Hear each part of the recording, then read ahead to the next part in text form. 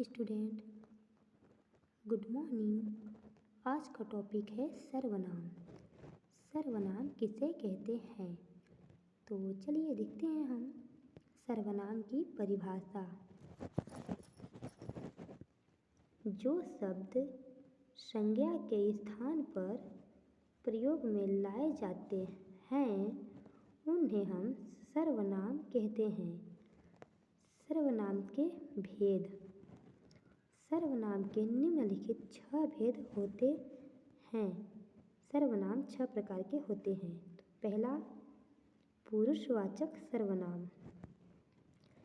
वह सर्वनाम जो किसी व्यक्ति के लिए प्रयुक्त होता है पुरुषवाचक सर्वनाम कहलाता है। जैसे मैं, तू, तुम या वह। पुरुषवाचक सर्वनाम 3 प्रकार के होते हैं। फर्स्ट, उत्तम पुरुष। बोलने वाला या लिखने वाला अपने नाम के बदले जिस सर्वनाम का प्रयोग करता है उसे उत्तम पुरुष कहते हैं। जैसे मैं, हम। सर्वनाम के दूसरे प्रकार, मध्यम पुरुष। जिससे बात की जाए अथवा जिसे संबोधित किया जाए उसके नाम के बदले प्रयुक्त सर्वनाम को मध्यम पुरुष कहते हैं। जैसे तू, तुम, आप। तीसरा पॉइंट, अन्य पुरुष।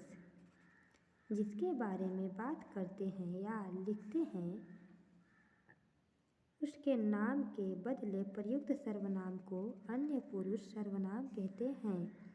जैसे यह, ये, वह, वे। यह और ये समीपस्थ अन्य पुरुष सर्वनाम हैं तथा वह और वे दूरस्थ अन्य पुरुष सर्वनाम हैं। सर्वनाम के दूसरा प्रकार, निश्चयवाचक सर्वनाम।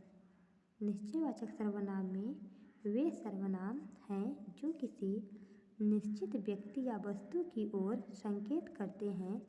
जैसे यह, वह।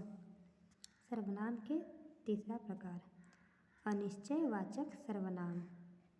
अनिश्चयवाचक सर्वनाम में वे सर्वनाम जो किसी अनिश्चित व्यक्ति या वस्तु के लिए प्रयुक्त होते हैं। जैसे कोई, कुछ। सर्वनाम के चौथा प्रकार, प्रश्नवाचक सर्वनाम।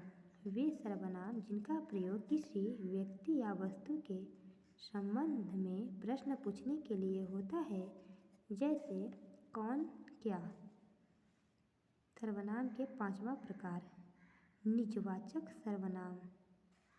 जो सर्वनाम कर्ता के साथ अपनापन, निजत्व बनाने के लिए आता है उसे निजवाचक सर्वनाम कहा जाता है। जैसे आप, खुद, स्वयं। सर्वनाम के छठवां प्रकार, संबंधवाचक सर्वनाम।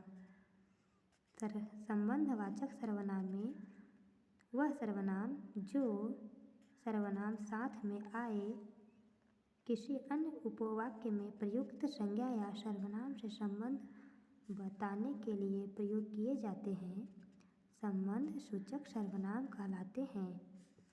जैसे जो, वे, जो, वह, जो, सो आदि। वीडियो अच्छी लगे तो लाइक, शेयर एंड सब्सक्राइब करें। Bye bye student.